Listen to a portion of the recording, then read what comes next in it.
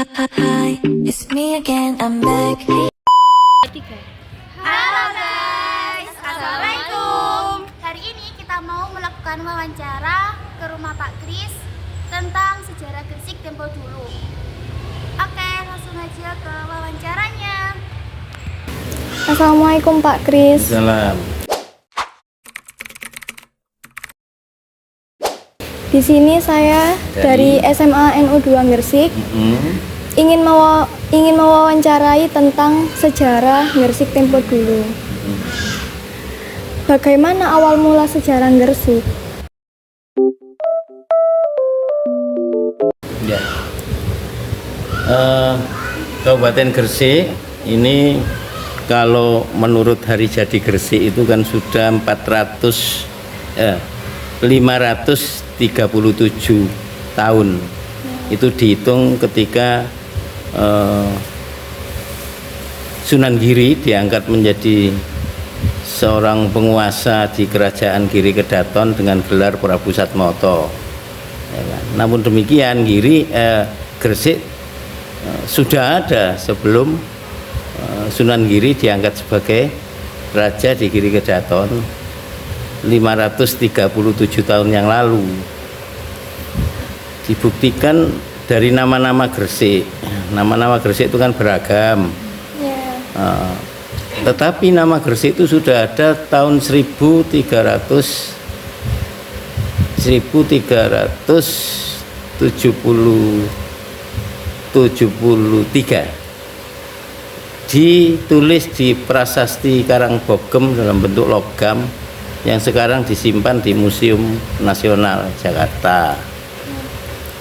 Prasasti itu menyebutkan bahwa di situ ada seorang patih tambak di dalam penguasaan Mojopahit yang diperintah untuk mengawal dan mengawasi pertambakan di Gresik. Artinya 1373 itu nama Gresik sudah ada.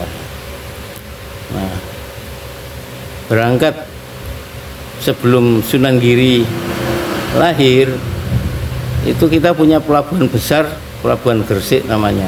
Sebenarnya ada dua pelabuhan besar di Gresik, yang satu Pelabuhan Gresik, yang satu Pelabuhan Jaratan atau Jortan.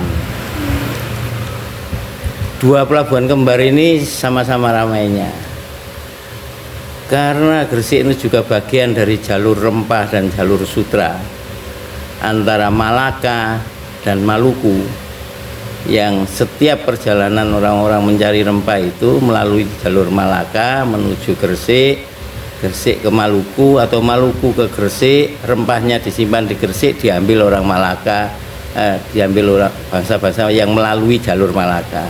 Siapa saja yang melalui jalur-jalur itu? Ada bangsa Cina, ada bangsa Arab, ada bangsa Eropa. Eropa itu macam-macam, ada Portugis, ada Spanyol, ada Inggris, ada Belanda. Bahkan akhir-akhir ketika menjelang perang kemerdekaan, Pelabuhan Gresik juga bagian dari strategi perangnya Jepang. Artinya sejarah panjang Gresik itu dilalui oleh berbagai bangsa, ya, berbagai suku, ya, karena tidak hanya orang-orang luar Gresik, orang Nusantara juga banyak yang ke Gresik. Buktinya apa? Di Gresik ini juga banyak suku-suku bangsa yang dari luar Jawa, ada Madura, ada Sulawesi, ada Kalimantan, dan bangsa-bangsa yang lain. Kalau orang Gresik misalnya menyebut orang-orang pendatang yang membawa perahu dengan istilah encik, ya, encik dan sebagainya. Ini yang menjadikan Gresik rame, dan terjadilah akulturasi budaya dengan bangsa setempat. Akhirnya kebudayaan Gresik tidak hanya kebudayaan Jawa seperti orang Solo atau orang Jogja, tapi kita ini variatif. Makanya lahirlah kampung pecinan, kampung Arab, sampai sekarang masih ada kampung pribumi orang-orang Jawa, ada kampung kolonial, walaupun kolonialnya sudah tidak ada, tapi bekas-bekas kolonial zaman Belanda itu masih ada, berupa apa? Bangunan-bangunan kuno yang masih berdiri kokoh. Itu menjadi saksi bahwa dulu kita pernah dijajah oleh bangsa asing. Nah, itulah awal mula Gresik dengan berbagai alur masuknya bangsa-bangsa asing ke Gresik. Terus apa saja peninggalan di Kota Gresik? Peninggalan. Iya. Peninggalan. Bicara peninggalan maksudnya cagar budaya. Iya. Cagar budaya itu ada dua, tangible dan intangible. Tangible itu artinya tinggalan cagar budaya berupa benda fisik, gedung, bangunan, prasasti dan sebagainya. Intangible itu dalam bentuk tidak berbentuk benda, tapi berbentuk perilaku, misalnya seni tradisi. Karena itu singkatnya benda-benda tangible atau intangible itu menjadi penanda seperti yang saya jelaskan sebelumnya, adanya orang asing dari berbagai bangsa itu menandai munculnya tinggalan-tinggalan itu, ya. Seperti kalau kita ngomong keberadaan Sunan Giri, kita menemukan situs-situs makam-makam, ya. Mulai saja dari paling pesisir ada makam Nyai Ageng Pinate, itu Sah Bandar atau kepala pelabuhan perempuan pertama di Nusantara. Ada makam Raden Santri Sayyid Ali Murtado, itu Menteri Agama Islam, Menteri Agama urusan Islam di zaman Mojopahit. Ada Syekh Maulana Malik Ibrahim, itu seorang pendakwa, wali dan juga menjadi tempat curhat, tempat meminta nasihat para penguasa-penguasa pada masa itu. Ke atas lagi ada Sunan Giri. Di situ kita menemukan makam Sunan Giri dengan keluarganya, Sunan Giri 1, Raden Paku, Sunan Dalem, Sunan Giri 2, Sedoeng Margi, Sunan Giri 3, Sunan Prapen, Sunan Giri keempat, dan semua pangeran dan panembahan Giri ada di situ. Kemudian kita menemukan situs jejak keratonnya Sunan Giri yang disebut Giri Kedaton di Sidomukti. Hanya kita temukan itu, belum sampai ke wilayah utara. Kita ada menemukan situs Lasem zaman orang mau mencari pajak atau mengumpulkan pajak pada zaman Mojopahit. Kalau kita ke selatan, kita menemukan Balai Sri Manganti, tempat penerimaan tamunya Sunan Giri sebelum masuk ke Giri Kedaton. Banyak sekali. Ini belum saya sebut semua. Ya, karena waktunya singkat, cukup itu aja.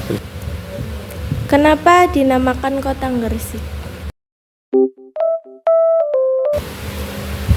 Tadi di Prasasti Karangbogem tahun 13 abad 14 itu ya, 1373 sudah disebut nama Gresik, tertulis di situ jelas. Ya kan? Patihnya disebut Patih Tambak, berarti orang yang menguasai pertambakan. Gresik wilayah pertambakan.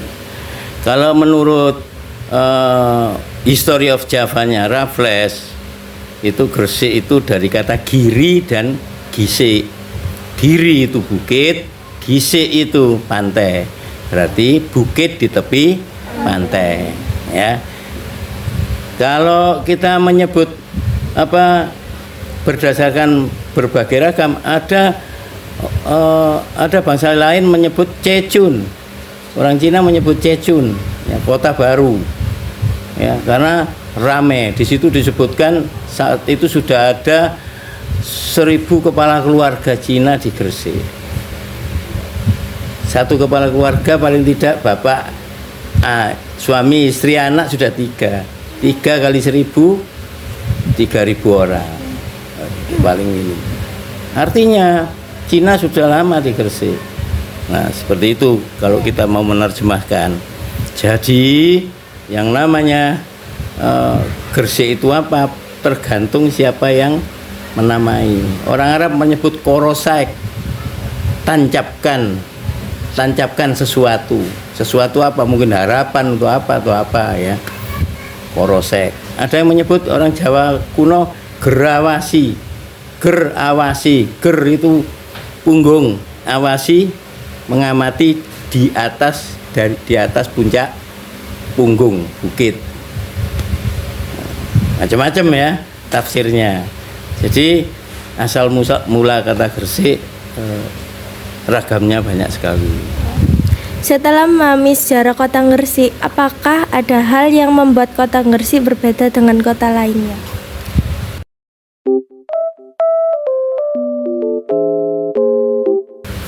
Gresik ini adalah sebuah kota di pesisir utara Jawa yang kebetulan berada di sebuah selat yang namanya Selat Madura. Keunikan Gresik punya pelabuhan yang paling bagus. Kenapa disebut bagus? Karena kapal-kapal yang datang ke pelabuhan Gresik bisa merapat langsung ke daratan. Tidak seperti di pelabuhan yang lain tidak bisa merapat ke daratan. Kenapa? Karena airnya dalam tapi lautnya tenang.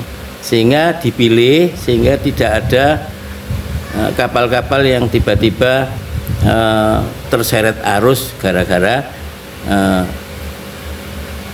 ombaknya yang terlalu besar. Nah, Gresik ombaknya relatif tenang sehingga menjadi pelabuhan favorit. Nah, karena itu banyak tadi saya katakan orang-orang asing yang suka di Gresik ini. Pak, Ya, baik Pak Kris, terima kasih penjelasannya untuk sejarah Gresik tempo dulu. Wassalamualaikum warahmatullahi wabarakatuh. Waalaikumsalam warahmatullahi wabarakatuh.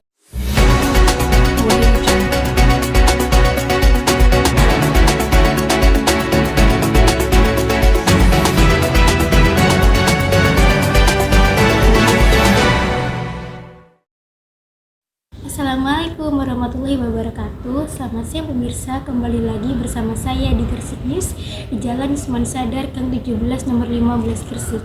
Terdapat rumah dengan berbagai macam sumber daya dan sejarah Gresik tempo dulu. Pemilik rumah ini kerap dikenal dengan Pak Kris. Di dalam rumah ini juga banyak buku-buku yang menjelaskan sejarah kota Gresik dan juga buku-buku tentang budaya kota Gresik. Ada juga kerajinan tangan seperti wayang, gambar kurung, dan lainnya. Pak Kris, beliau ini tidak hanya mengumpulkan benda-benda terkait sejarah dan budaya kota Gresik, tetapi beliau juga sangat memahami betul sejarah beserta budaya-budayanya. Saya Nakisha Fibrianti mengucapkan terima kasih dan sampai jumpa. 2, 3. Sekian wawancara dan mini vlog dari kami. Wassalamualaikum warahmatullahi wabarakatuh.